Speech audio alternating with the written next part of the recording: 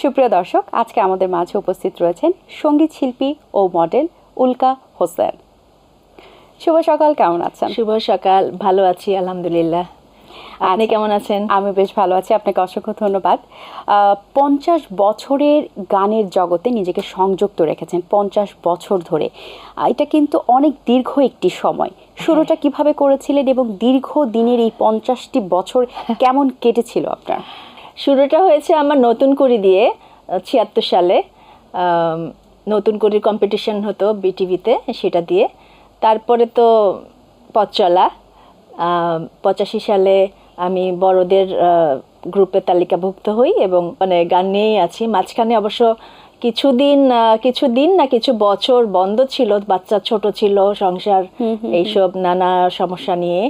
তো তারপরেও ছেড়ে দেয়নি আর কি, চালিয়ে যাচ্ছি।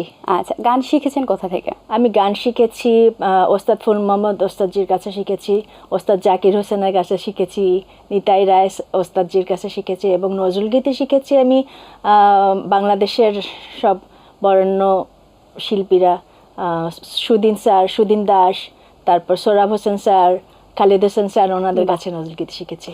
সকালের শুরুটা আমরা একটি সুন্দর নজরুলগীতি সঙ্গীত শুনতে শুনতে শুরু করতে চাই। আচ্ছা, ঠিক। বইচিমালা রইল গাথা, পিয়াল পাতা ঢাকালো, পিয়াল পাতা ঢাকা। বইচিমালা রইল গাথা, পিয়াল পাতা ঢাকালো, পিয়াল পাতা ঢাকা। সে এলো না শয়নালো আর, সে এলো না শয়নালো আর, একলা ঘরে থাকালো, একলা ঘরে থাকা। বইচিমালা রইল গাথা, পিয়াল পাতা ঢাকালো, পিয়াল পাতা ঢাকা। বাহ, সুন্দর। ধন্যবাদ আপনাকে। কোন ধরনের গান বেশি করতে পছন্দ করেন? আমি আধুনিক গানটাই প্রেফার করি বেশি। আচ্ছা, তাহলে আমরা সুন্দর একটু আধুনিক গান শুনতে চাই। খোলা জানালায় চেয়ে দেখি তুমি আসছো, জানাতে সুপ্রভাত মনোবাতায়নে। খোলা জানালায় চেয়ে দেখি তুমি আসছো, জানাতে সুপ্রভাত মনোবাতায়নে। খোলা জানালায়। বাহ, অসংখ্য ধন্যবাদ আপনাকে। আপনি মডেলিংয়ের সাথেও যুক্ত ছিলেন, সেই জায়গায় মডেলিং কি কন্টিনিউ করেছেন কিনা? কত বছর ধরে মডেলিং করেছেন? আমি বিজ্ঞাপনের কাজ শুরু করেছি 1986 সাল থেকে। স্পার্কেল নামের একটা টুথপেস্ট ছিল, ওইটা দিয়ে কাজ শুরু করেছি আমি। যেহেতু আমার দাঁতগুলি অনেক সুন্দর, খুব সুন্দর হাসিও আপনার, হাসিও সুন্দর, সেই জন্য এইটাই আমার প্রথম কাজ ছিল। আচ্ছা, তারপরে বেশ কিছু কাজ করার পরে আমার বিয়ে হয়ে গেল, বাচ্চা টাচ্চা ছোট ছিল, কাজ মোটামুটি বন্ধ ছিল। হ্যাঁ, তারপরে আবার আমি শুরু করেছি 2005 থেকে গ্রামীণ ফোনের একটা কাজ দিয়ে। তো সেইটার থেকে আবার কন্টিনিউ করছে, এখন মোটামুটি অনেক কাজ করা হয়। আচ্ছা, সেই সাথে আপনি অভিনয় করেন। কোন নাটকে কাজ করা হয়েছে? বা আমি অভিনয়টা বিয়ের আগে করতাম। আচ্ছা, অনেক বছর আগে, 85-86, 2 বছর অনেকগুলি নাটক করেছি। তারপরে আর অভিনয় ওইভাবে করা হয়নি। আমি এখন মোটামুটি বিজ্ঞাপনের কাজ আর গান নিয়ে আছি। আচ্ছা, যদি কোনো ভালো কাজের অফার পান অভিনয়, অবশ্যই করব, অবশ্যই করব।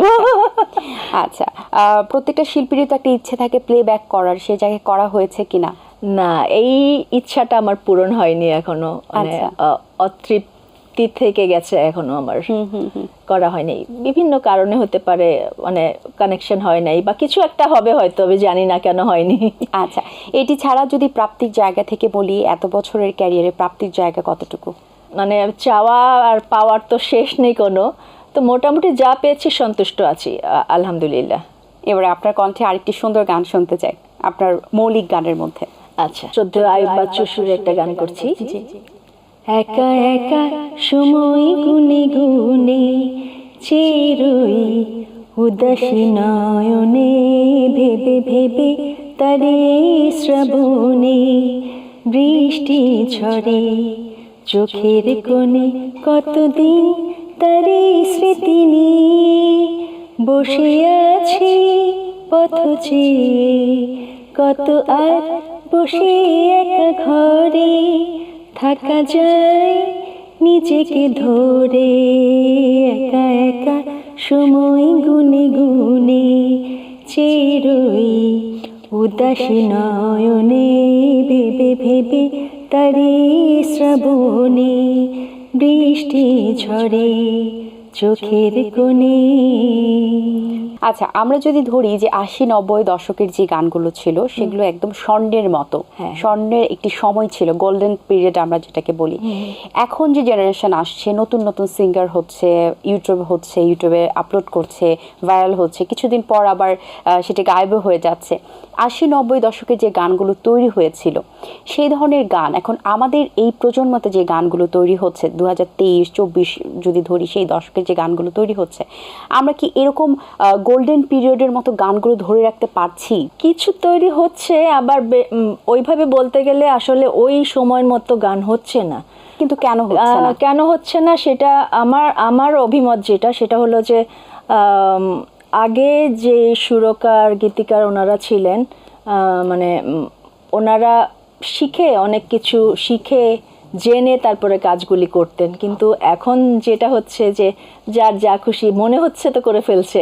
এখন যেহেতু কাজেরও ব্যস্ততা চলছে, মডেলিংয়ের কাজও করছেন, বিজ্ঞাপনের কাজ করছেন, আর সেই সাথে গানের সাথে কোনটা বেশি পছন্দের জায়গা, গান নাকি মডেলিং? পছন্দ তো দুইটাই। আচ্ছা, কিন্তু গানটা একটু কম করা হচ্ছে, কেন জানি না। চ্যানেলের ভাইরা বোনরা একটু কম ডাকে গানের জন্য, কিন্তু বিজ্ঞাপনে মোটামুটি ভালোই কাজ হচ্ছে আমার। তো এই যে কাজের ব্যস্ততার মাঝে অবসর সময় পাওয়া হলে কি করা হয়? গান শুনি খুব, গান শুনতে ভালো লাগে, টিভি দেখি, তারপরে রান্না করতে খুব পছন্দ করি। যখন কোনো কাজ না থাকে, মানে কিছু করার নেই, তখন মনে হচ্ছে যে নতুন একটা কিছু করি, তো রান্নাঘরে ঢুকে একটা কিছু রান্না করি। এইটাই আমার খুব ভালো লাগে করতে। এবার আপনার কণ্ঠে আরেকটি সুন্দর গান শুনতে চাই। চাঁদের কন্যা চাঁদ সুলতানা, চাঁদের চেয়েও জ্যোতি, চাঁদের কন্যা চাঁদ সুলতানা, চাঁদের চেয়েও জ্যোতি, তুমি দেখাইলে মহিমান্বিতা নারী কি শক্তিমতী, চাঁদের চেয়েও জ্যোতি, চাঁদের কন্যা চাঁদ সুলতানা, চাঁদের চেয়েও জ্যোতি। বাহ, অসংখ্য ধন্যবাদ, খুবই ভালো লেগেছে। গল্প করতে করতে আমাদের সময় শেষ হয়ে গিয়েছে। অনেক ভালো লাগলো আপনার সাথে কথা বলে। আশা করছি দর্শকদেরও ভালো লেগেছে। সবসময় ভালো থাকবেন এবং আমাদের মাঝে সুন্দর সুন্দর গান উপহার দিয়ে যাবেন। আপনাকে অনেক অনেক ধন্যবাদ। এটিএন বাংলাকে অসংখ্য ধন্যবাদ আমাকে সুন্দর একটা অনুষ্ঠানে ইনভাইট করার জন্য। সবাই ভালো থাকবেন, গানের সাথে থাকবেন, মন ভালো থাকবে তাহলে, আর হাসি খুশি থাকবেন সবসময়। দর্শক, আশা করছি আজকের এই আয়োজন আপনাদের ভালো লেগেছে। আজ এই পর্যন্তই। আপনাদের সঙ্গে দেখা হবে আগামী পর্বে নতুন কারোর সঙ্গে। সেই পর্যন্ত ভালো থাকুন, সুস্থ থাকুন এবং চোখ রাখুন এটিএন বাংলার পর্দায়।